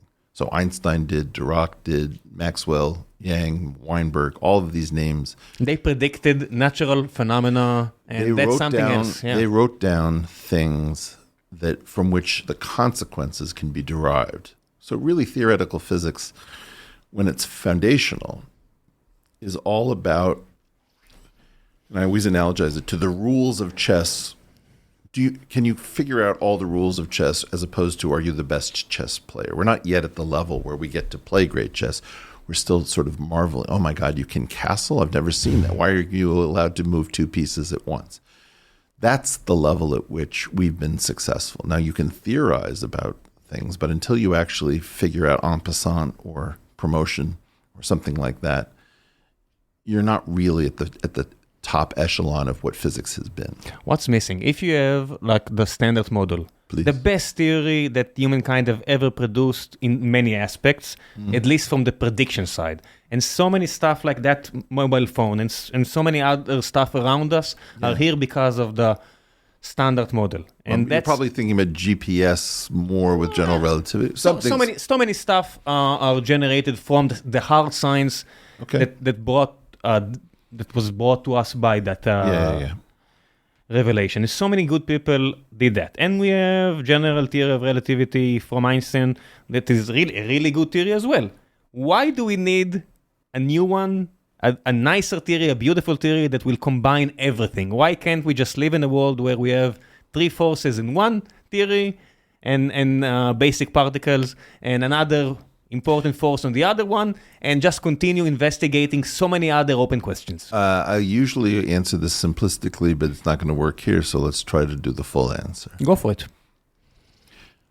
The simplistic answer is that either in November of 52, when we actually exploded IV Mike and proved that the Teller-Ulam design had ushered in the thermonuclear age, or in 1911, when Rutherford simply said, I wonder if there's a neutral version of the proton. One of those two dates is the most important date in human history because it's game over. Unlimited energy from a very small vessel, you can really cause destruction easily. It's SU3 unlocking the residual U1. It's the fact that you've started the age of engineering the strong force, not just electromagnetism. We have four forces, and we have very good control over one of them. We got a surprise from an Israeli in 1959, Yakir Aronoff, but mostly speaking, we've understood how to play with electromagnetism since Maxwell's equation. When you start engineering the strong force, it's a different kettle of fish. But then there's the aspect that isn't about survival, which is about knowing ourselves. You could view Earth as a computer that is trying to discover its own source code. And we are just the vessels of it? I wouldn't say just, but I take your point. We are supposed to turn in the answer. When John Brockman came up with his final question for the World Question Center at edge.org, it was, what is your question? And my answer to that, which people don't talk about or don't seem to care about, I think is very important. Does something unexpected happen when man at last learns his own source code? We don't know if we're culminating to graduation when we actually understand what this place is. And, in some sense, I had the pleasure of dealing with the cantankerous Jim Watson for a week. And you see what happens when a man discovers the three-dimensional structure of DNA. It completely transforms his mind, his life. He can't really interact with normal humans. And there were some people involved with Baker that just got a Nobel Prize who were here, who helped him in his research. And they spoke, and I tried to tag along. And you can really, and I'm a totally secular person, but you can feel the essence of some kind of a God when they speak. No one is a totally secular person. Okay, I don't mind that, but as secular as I be, and when they just explain genetics in that level of mastery, goddamn. Yeah. It's inconceivable. It just is. And this is very similar to the transformer architecture.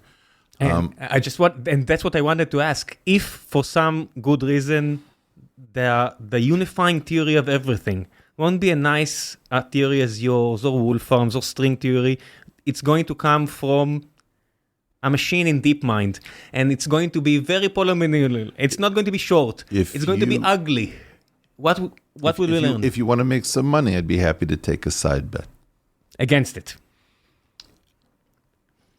Well, I'm giving a talk 2 days from now at Hebrew University, and this is what I was working on when I was here. 30 years ago. Yeah. And they didn't know what I was doing. It is a very difficult and unpleasant thing, and a beautiful thing, and there's a mismatch, an impedance mismatch between being a normal human being and working on the actual substrate of it all. It feels unholy. In what way? That we're not supposed to understand? Well, let's talk about it with genetics first, right? What is it you're looking at when you're looking at ACTs and Gs and you're looking at your child? It's a very disturbing thing to see. If you think about in vitro fertilization, where people show you the picture of a fertilized egg, and you're thinking,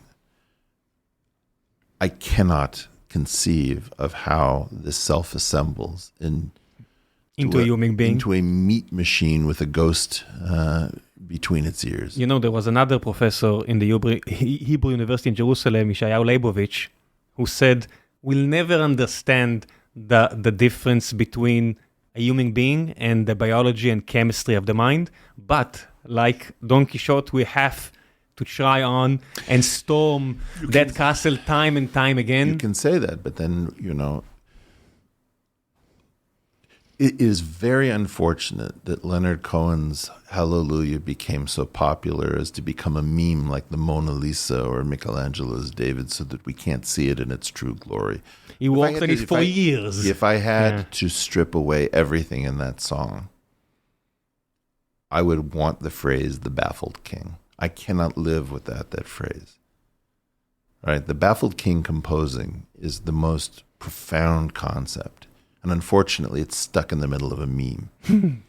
The transformer architecture completely unexpectedly, provably passed the Turing test, where you can watch it not think. Now, what is that? Everyone here who told me that the age of Terminator 2 is coming, every time I said, if that T-1000 is going to knock on my door and say, do you know this kid? I said, do you? I can convince you otherwise. I said, yeah, you're right, I'm sorry. The fact that we have so many ways. I wanted to test something with combinatorics. Yeah. Just to say something in another episode. And even at my degree, I found an error so bluntly. I said, listen, I think you have a mistake there. I said, oh yeah, you're right. And that broke my heart because that machine can lie about intelligence in the most convincing way I ever saw. Of course I agree with you. Of course I agree with you because it mimics us. And maybe we do too. Maybe we lie about intelligence as well. I had an interaction with Elon where he was saying, we're on the verge of superintelligence or whatever. And he's not necessarily wrong, but his estimation of Grok's abilities is not... It's still an LLM. Yeah. It's still just an LLM. I'm trying to figure out how... It's based on language, okay? It's based on... No, it's not. Well, it's more because it's a multi-dimensional model. And but let's... You see, when we call it an LLM, we rob it of its glory. In what way? Because something else happened that we're not able to talk about. So we're all having a worldwide conversation about artificial intelligence that's moronic, and I don't know how to break out of it. We're not even having this conversation. We're not As even you having said, this conversation. If, That's right. if we would have that conversation, that was supposed to be the most important topic of the last election. It wasn't. It's not if Germany will go to an election again, it won't be the biggest topic. It's not going to be a topic at all. So we're having a proxy conversation around artificial intelligence and the transformer architecture that doesn't actually wrestle with what just happened. And what just happened is being hyped. The hype is fake. What just happened is not remotely close to passing the Turing test for a mathematician trying to have a mathematical conversation. It's clear and evident that this just isn't thinking. That said, the discovery is so profound that I think we're not capable of wrestling with it. And the way I read it, and again, this could be totally off, so please, AI researchers, be kind, is that we learned to mimic human meaning in linear algebra. And we don't know what meaning is to a computer, but we know what a small angle in a large vector space is. And so we say, look, don't try to figure out what you're looking at. It's not about language. It's not about images. It's not about music. Anything that can be tokenized and digitized can be put in the frame of vectors in a large vector space. And can be compressed and then spewed back. Well, and then you can decide that small angles, and again, there's some small lies here, but this is a podcast. We can't do it perfectly, are the way of signifying that something is meaningful to something else. And by simply taking that concept, we can say, look, here are all of my different forms of human meaning. And each one of them is an inner product in the same vector space. And with not much more, we can create something that can replace most of us most of the time by virtue of the fact that we are not exhibiting HGI, human general intelligence. And so the fact is it very convincingly did something that replaces most of us because we refuse to think. What we are doing is playing through the consequences of the tiny number of thoughts humans have ever had every day. And so what it learns is, okay, this is the sum total of every time human beings have had a really new thought, and everyone else then just repeats it ever after. And that is sufficient to show mostly what we're doing. Now, I had a particularly disturbing interaction with ChatGPT Pro, in which I got it to say something that represented the common wisdom in physics. And then I started to show it that the common wisdom was wrong, and it got super excited. Wow! I learned something new. And it started like egging me on, we need to write this up. And you're trying to think, like, what the hell's going on? And you realize that this is what a human would do if they came to understand that they were wrong and that there really was a major new idea. Yeah, but there's a difference. the machine is not invested. The machine did not invest the last 30 or 40 years in a theory that there is a chance that it's going to be totally wrong. What I'm telling you is that what I've done, in my opinion, is that I have left enough of the theory that I consider, again, you don't have to believe me, but I consider that the final theory passed through Hebrew University 32 years ago. And there's enough of what I've written down that all it has to do is get better. How do you convince enough people to work on it? And that's an issue. I can convince people to steal it. That's not hard. I don't. Well, that's IP for you. When you declare an intellectual property patent, you give it away. You just get the residuals, but you'll give it away. Everybody can use it. But there's been a barrier, which is that people fundamentally... I have a very large following. I have access to the largest program in the world. Human pettiness has been the major impediment, in my opinion, to this having an impact. In what way?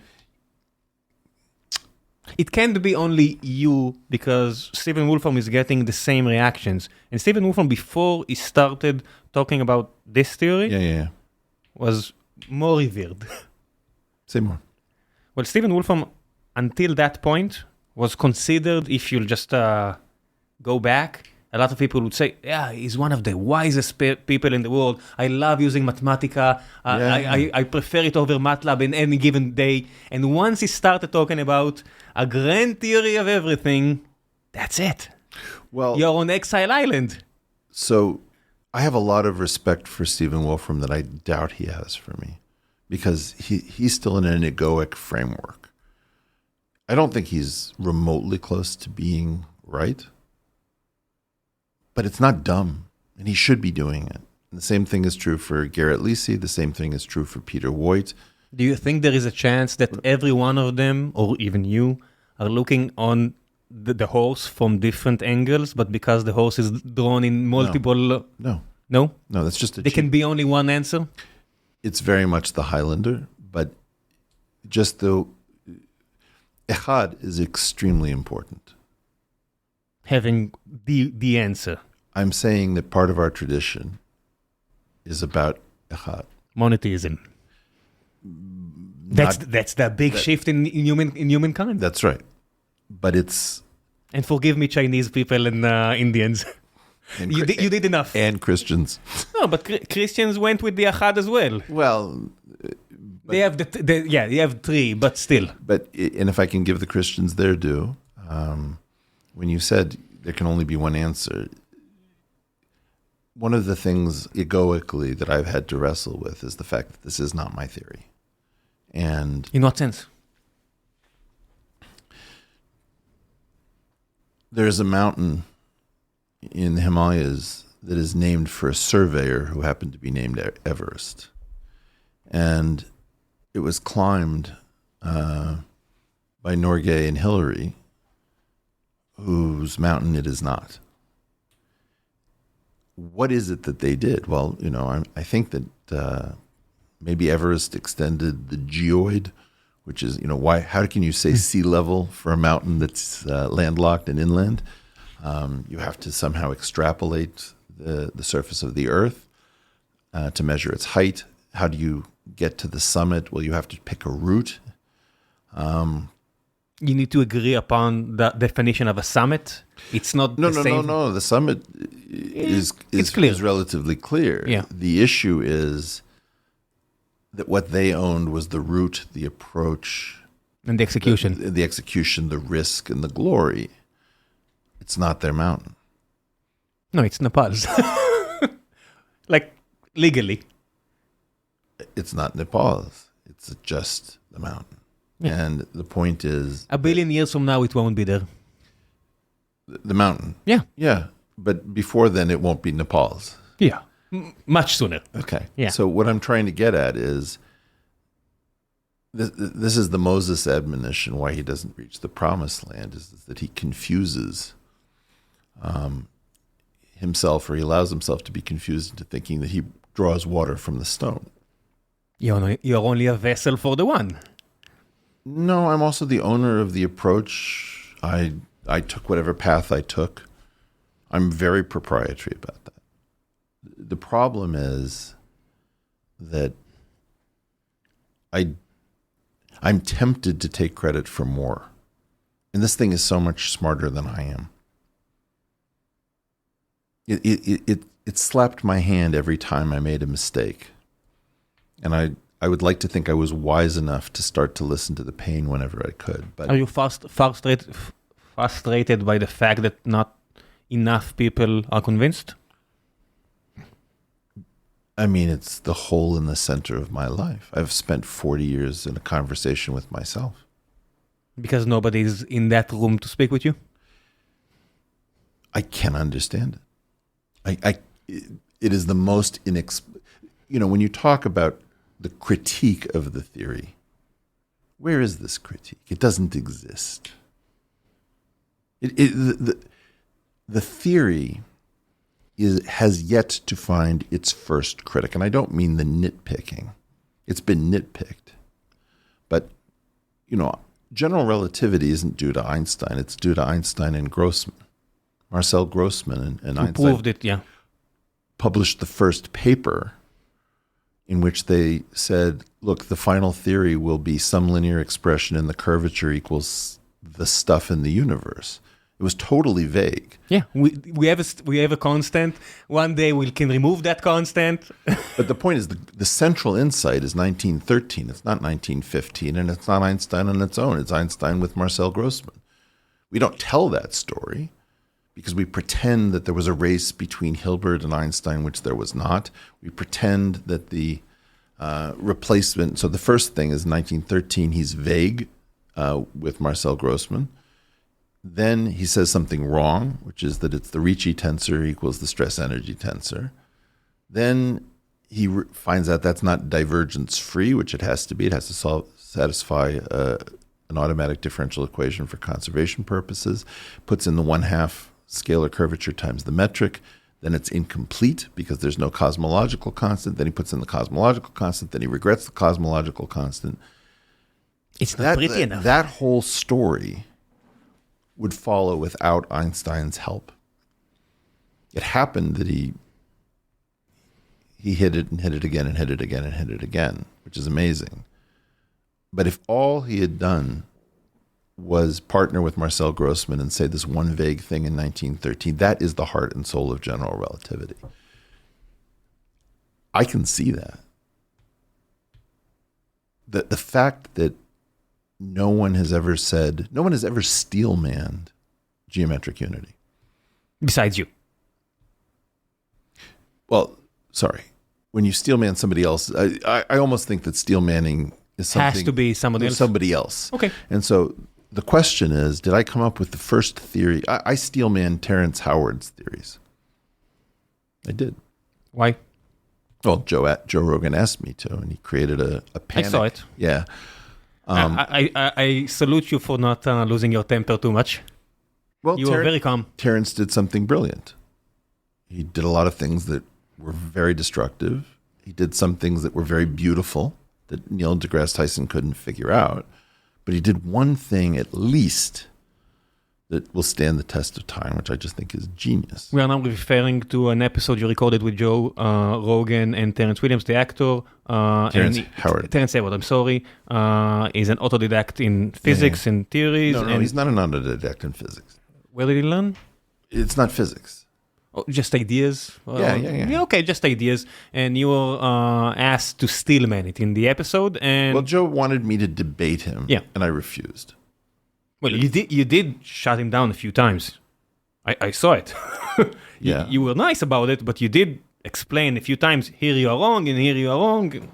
Well, first of all, people are shocked to find out that after that episode, he was a guest at our Shabbat table. Why? What do you mean? Why were they shocked? Because they thought... There was a lot of tension and... Look, one of the things you learn podcasting is that compression algorithms between people are different. So they fall into clusters. So for example, one of the top reactions to that episode is Eric puts Terrence Howard in his place. Another one is insufferable blowhard Eric Weinstein refuses to acknowledge self-taught genius Terrence Howard. Another one is Eric Weinstein, hungry for clicks, because I didn't actually want to do the episode, latches on to Terrence Howard, which I completely didn't need to do. People just,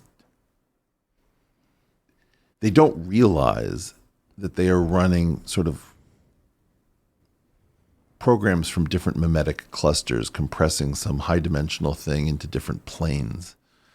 And they're spewing compressed data. Yeah.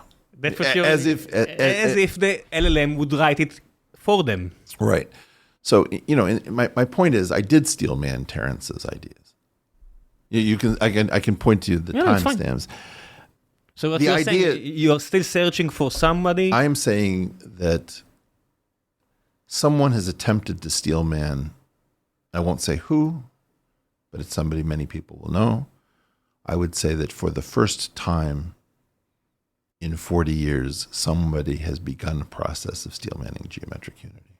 And the fact that that has not happened until now is astounding, because it takes me probably 45 minutes to an hour and a half to explain. To steal man Peter Voigt or Garrett Lisi or Stephen Wolfram. In other words, I can give you some idea of what those people claim to have done. The idea that nobody has ever done that for geometric unity is beyond my comprehension. Why not go down the path of Stephen Wolfram, just going on Twitch and having lectures and explaining it, and well, because it's so time consuming? No, I don't think people really understand what this is. When I said this thing to you about Rutherford in 1911, you never did a man walking down the street thinking, I wonder if there's a neutral version of the proton, realize that he was ending an indefinite future for mankind? I don't know the answer to that. Well, some of them did. There's so many quotes. Well, Lise Meitner, certainly. Yeah, some of them, they had just to see the amount of energy being released. Zillard, Teller, and I think Lise Meitner is really the first one who understood. Who gets it. Who got it. I could be wrong. I was a historian of science. Please correct me. I'm not looking to invade your territory. But certainly after the discovery of the neutron in the early 30s, all the smart people, they understood. They got it. But that wasn't when it happened. The deadly idea was 1911.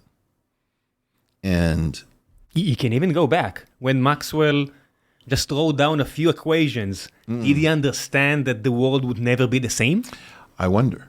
I'm sure he's not. Well, certainly didn't know which way it would happen, or, the semiconductor. Who knew? No, but he changed the world, 1866, or I don't know, when he came up with his 3-4 equations. Sure, and some of those equations were held before, and, it's also the case that bizarrely Aronoff and Bohm figured out, no, Maxwell didn't. This is not even really electromagnetism. In the 1950s, Yakir Aronoff's still wandering around. I've had a conversation with him. I mean, this is completely... A student of his, of Shalom Elitzur, was here, and he's just walking around and saying, theoretical physics is broken, we need something else. It's completely crazy, right? And so... But he's an outsider like you. Okay. He doesn't care. Sorry, why do you say that I'm an outsider? Yourself? Because nobody's nobody's defending your theory. If nobody is defending your theory, then by definition, you're on the outside of the establishment. Was Julian Schwinger an outsider? In some ways, yes. And in some ways? Maybe not. So that's my position. I mean, I think that the podcast sphere is this hugely distorting lens. Yeah, the fact that I'm in Israel and I know about you and your brother and your stories. And how did I not know about you? That's but I do. But my point is, it's a very strange thing that somebody can go through Penn, Harvard, Hebrew University, MIT, the Sloan Foundation, the NSF, and be an outsider. And I have to tell you that there's something about that sounds like national security to me. In what way? Well, this crazy thing... I have an example of Professor Schachtman in the Weizmann Institute in Israel, he got a Nobel Prize for chemistry, and he was an outsider for 40 years, and he got a Nobel Prize at the end of it. Nobody cared about his Well, what I'm just saying theories. is that this image of insider-outsider is not right. Most of us are Schrodinger's insider. Garrett Lisi is Schrodinger's insider. Stephen Wolfram, you can't get a PhD in physics from Caltech and be an outsider. Not entirely, of course not. It's just so... I don't want to swear, but Go for it's... No, I know I can. I know how to do it. It's not the first time. How do you take Sabina Hassenfelder, Peter Voigt, etc., and pretend that they're outsiders? I had to listen to Leonard Susskind of Stanford say that Peter Voigt's mathematics is bad.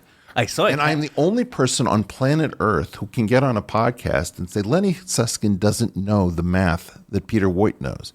Like, is everyone agreeing to pretend that this is reality? I have no model for this. First of it, let's come to terms with the fact that from out of 8 billion people alive today, roughly 10 or 20,000 can even participate in the discussion. I would say probably it's less than 100. Okay. Less than 100. But let's take less than 100. That's a very small sample size. With less than 100 people, there's a lot of quirks. But we all know each other. Leonard Susskind pretends that he's never had a conversation with me. Yeah, I heard about it. That's nonsense. I mean, it's just, I could show you pictures on my phone of, I happen to be seated next to Lenny because we're watching Natty Seiberg, an Israeli. I can't understand what's happening. Does Ed Witten pretend that I don't exist? He did. Did he? He said he didn't know you, but where? When? I saw, because I saw some of the questions. Please show me any. Maybe I got confused because one of the questions was about Ed Witten appreciation of you. That's something else, maybe. I mean, I've argued with Ed Witten at Legal Seafood in Kendall Square, Boston. It just doesn't make sense that we're pretending. Why is that? If you need to be, I don't know. But hear me. I don't know. I don't grasp. Can I offer a theory? Please, sure. But all I ask, nothing simplistic. I'm sorry, but it is simplistic. Okay. Is there a chance that they think that you went rogue, like John Nash style? John Nash is crazy. Yeah. Is there a chance You're going to really pretend that somebody at my size of a following who said as much crazy stuff as I have, like, you don't know whether Joe Biden will make it to November, as crazy? You're really going to pretend that I don't have, like, You're talking about me or... No, I'm just saying that they do. Issue of... Why does the establishment get to get everything wrong and then get a vote as to who's crazy and who's not? Because they're the establishment. Oh, well, that solves it. Well, Marx said it rather well. If you have the power, you have the power. I'm sorry, but the power has moved. You think? It's the rest. I claim that this thing will be validated more or less by an individual without a PhD or an LLM. This is a losing game. Is there a chance you won't live enough time to see it happening? Sure, I just got out of a bomb shelter. Yeah. Of course there's a chance. That's not a good question. And I even hear shelter going outside, and I don't even know if it's related or not. But I'm trying to say something else. We have a mystery. And when you allow the critics who are not critics to have the status of critics, I'm willing to listen to anyone who gives me a steel man. If you can't give me a steel man of my work, if you're pretending... Wait, I just came to realization, I'm not sure everybody understands the phrase Steelman and Strawman. Steelman is when you're trying to be empathetical to the claims of the other person and trying to prove what they're saying, just as a show of appreciation and just to have a proper discussion. And if you can do that, we can have a discussion because it makes sense that you actually thought about it. Let me say something to the 100 people in the world who should be able to give me some kind of... Steelman. Yeah. And it's not going to make sense to most of your listeners. They'll suffer through it, but it'll be over shortly. It'll I don't be care. aggressive. That's the joyful thing about not doing it for a living. I don't care. Take a four-dimensional manifold with a given spin structure. Take the bundle of pointwise Lorentz metrics over it. Form the Weyl spinners on that space of metrics and reduce the Frobenius metric with a trace reversal along the fibers after reducing to maximal compact subgroup. That will give you grand unification of one generation of standard model fermions if you take the positive Weyl spinners after this reduction to maximal compact subgroup. That gives Petit Salam as a consequence of general relativity. Whatever I said, I said. You said. If you can't steelman that, Professor Dave cannot steelman that statement. No, he actually, but I would say that it doesn't claim to. But my comment is that he's motivated because I believe he's married to somebody party to this conflict in your region of the world. And he's not revealing. And likes. He really likes as well. Okay. And views. But my claim is nobody's steelmanning that. It's said very simply, if you pull back positive Weyl spinners via the metric from the space of Lorentz metrics, you get the standard model from general relativity. You can fill in the details yourself. Okay, let's pause here. But if you want to continue and to prove that, you need two things. And correct me if I'm wrong. A, you need a solid mathematical theory to prove that. My claim is that you can ask somebody to do that. You can say, look, do you have any idea what he's talking about? Do you want to give him a talk? Neil deGrasse Tyson said, I can't figure out where Terrence Howard's shapes are coming from. Why? Because he doesn't understand dualities between Platonic solids. That's okay. He doesn't have to know everything. But for God's sakes, don't be a condescending prick to Terrence Howard. I cannot give a peer review in chemistry. The claim that this community is wrestling with the theory or that they're too busy or any of this stuff is nonsense. The theory has simply not been engaged. Okay, so a mathematical theory, and the other aspect is what kind of thought experiment or physical experiment in real life I can do to prove that. And that's an issue with string theory as well. But you have predictions of... Your friend here is signaling that we have 10 or 15 more minutes. Okay. He said 2, but I said 10, so it's fine. My claim is I can't come on a podcast and people say, your critics say this and no one is engaged. My point is you have a failed community for 50 plus years because they forgot their ethics. And one of the parts of scientific ethics is that you have to listen when your colleague says something. And you have to behave ethically, just the way your colleague has to behave ethically. I want to be a champion for the other side because I listen to you say these kind of stuff. What other side? People that are saying the establishment is okay, and they're not phonies, and it's fine. I just want to point it out. Okay, sure. Let's hear so that. some people were here that from the Technion and the Weizmann Institute and the Hebrew University, and I used to say, Eric Weinstein said that, and Weinstein said that, and Sabine said that, and it's really interesting because these people are PhDs, they're postdoctorates, they're not me. They know what they're talking about. If you can address it, and the most sincere answer I got that really convinced me is, they have good points, but the establishment did really well. In those, and Peter Thiel that you've been working with, is saying the world of science is stuck. Yeah. But they are saying, listen, I'm investigating the cartilage between your bones. Another physicist, Yaakov Klein, was here from Weizmann. He said, for the last 40 years, I started with black garbage bags in Oxford, Oxford, England, and now I'm studying cartilage. He's 70. I'm doing good science. I'm doing great. Not. So they're saying that there are so many... But good science and great science have almost nothing to do with each other. So you're saying if you're not answering the biggest question... I'm not saying that. I'm saying that... No, what I'm saying is... Rosalind Franklin was a good scientist. Watson and Crick were not. In what way? Explain to me the difference. They broke all the rules. They said it's got to be a helix. They weren't good kids, as they say in Hebrew. They said it's got to be a helix. So their search space was tiny.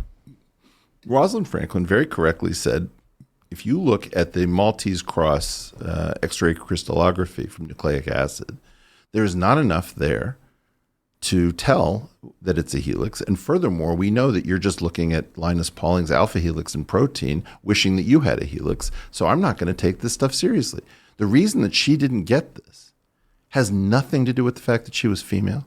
And it has nothing to do with the fact that she was a good scientist. She was, and they weren't. Good science and great science are not the same activity. Yeah, so but great science does not... When you're playing by the rules, the probability of you doing a blunder and having it completely wrong are lower, right? I'm just saying. That's the rule. That's the rules of the game. I'm saying that, you have the Weitzman Science Park for children. Stay in it. If you want to teach people what great science is, break into a graveyard, dig up a body. If you want to talk about great science, look at Benjamin Jesty and inject cow pus into your family to protect them from smallpox. Great science... Yeah. If you don't know the story, that was the first vaccine in history. What I'm trying to say is that great science is what we're supposed to be doing. When Albert Einstein pulled off what he pulled off, it was great science. It wasn't good science. Yeah, the analogy I heard from the same exact people, they said... and they were reflecting what you said. They said every good scientist is maybe advancing humanity by a year or a day. A year if you're great, if you won the Nobel Prize. Albert Einstein did it by 100 years. And what I'm trying to say is that right now we are in a desperate situation where we have got to put away the idea that the good scientists will carry the day. Because in fact, the difference between great scientists and good scientists is that good scientists really dislike some aspect of great science. And people who are engaged in great science, whether or not they succeed or fail is a different question, very much appreciate the careful person who keeps track of the details and who verifies things. It's a very strange relationship with this antagonism where you cannot put good scientists as the reviewers of a potentially great scientific breakthrough.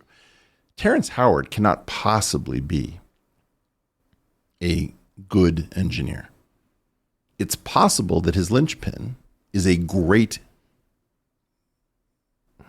change. I don't know what its actual implications are. Elon Musk is not a good engineer. Probably not. But he's a great entrepreneur. Absolutely. One of the best and my claim is that, there's a famous one-letter solve in the game Wheel of Fortune, where there's a very large, 27-letter puzzle, and from one letter, the person guesses the answer. It's not fair. It's not something you can easily teach, but that's why we get up and tell the story of a Newton or an Einstein or a Dirac or a Maxwell. And my claim is that by losing this sort of tolerance for ethical rule breaking within science, we are dooming ourselves. And there is no greater imperative than to figure out how to defeat Einstein, because he's had his 100 years. It's the same with our first part of this conversation. When you're really soft, the area of possible solutions for a problem that you can even conceive is very small. Very small. Because you're soft.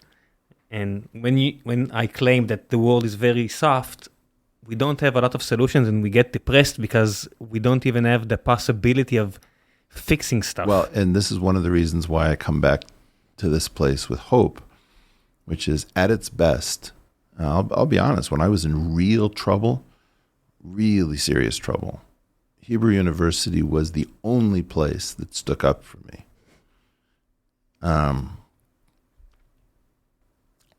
It's very important that we not lose our own relationship to high variance behavior, because that's what we have that nobody else does as well as we do. And with that saying, thank you very, very much for your time. You were very generous. I can't wait to be here on the next visit. Thank you for one of the most fascinating interviews I've ever had. There was a lot of topics that I wanted to get into, but I don't have lists and I don't have time to prepare, so it is what it is. Until next time. Bye.